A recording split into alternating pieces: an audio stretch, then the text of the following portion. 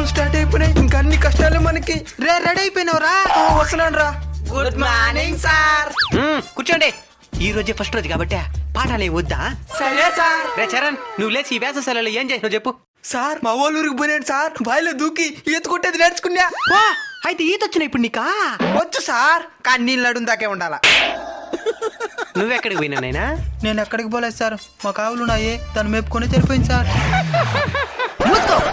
రేపు ఫెయిల్ అయిపోతే ఆవులు మేపుకుని బతికిపోతాడు. నువ్వు ఆ బాయిలో దూకి సావాల్సిందే. చదువుతో పాటు ఏదో ఒక పని కూడా నేర్చుకోవాలా. సరే సార్. సరేలే, ఈ రోజు కదా స్కూల్ స్టార్ట్ అయిందా? గ్రౌండ్ మొత్తం చెత్త చెత్తకున్నది, పోయి దాన్ని క్లీన్ చేయబోండి. లీవ్ వేసేస్తుంటే పోయింది కదరా. రేయ్ నువ్వు లేరా?